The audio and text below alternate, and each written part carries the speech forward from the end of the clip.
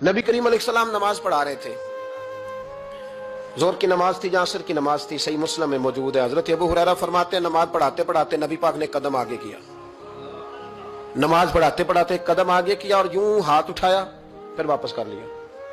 अब नमाज पढ़ के ना तो सलाम फेरा तो सहाबा अर्ज करने लगे या रसूल अल्लाह सल्लल्लाहु अलैहि वसल्लम, वो नमाज में पैर भी आगे किया तो हाथ भी उठाया, तो वजह क्या थी? पहला सवाल तो यह है कि आप लोग नमाज पढ़ रहे थे या हुजूर को देख रहे थे?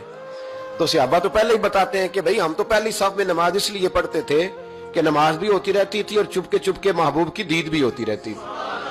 हुजूर से पूछा या रसूल अल्लाह, वो नमाज पढ़ते पढ़ते कदम आगे बढ़ाया आपने तो फिर पीछे कर लिया, क्या था?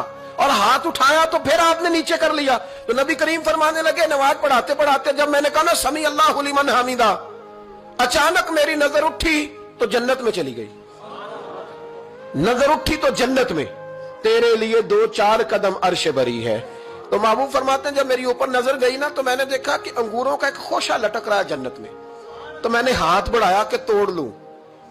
हुजूर खड़े हैं मस्जिद नबवी में और फरमाते हैं कि मैं यहां खड़े होकर हाथ ऊंचा करूं तो मेरा जन्नत तक पहुंच जाता है। फरमाया मेरा इरादा हुआ कि वो खोशा जन्नत का तोड़ लूं और जरा मैंने पैर आगे बढ़ाया ही था तो मेरे दिल में ख्याल आया कि जन्नत राज है तो राज ही रहनी चाहिए, ये राज खोल गया तो मजा नहीं आएगा। तो मैंने फिर वो हाथ वापस कर लिया। सहाबा कहते हैं जब नबी करीम ने ये बयान किया तो हमारे चेहरे ने तजस्सुस से खेल उठे, तजस्सुस से। हम कोई बात और भी सुनना चाहते थे तो महबूब फरमाने लगे अगर मैं वो खोशा तोड़ के ले आता और तुम्हें दे देता तुम कयामत तक भी खाते रहते तो तुमसे खत्म नहीं होना था। ये सही मुस्लिम की हदीस है। ओ भाई, मेरे रसूल करीम के वाक़या में राज पे शिकवा करना, कहना समझ में नहीं आती कैसे गए थे। तो तू जो चाहे तो हर शब हो मिसाले शबे असरा, इसलिए कि तेरे लिए 2-4 कदम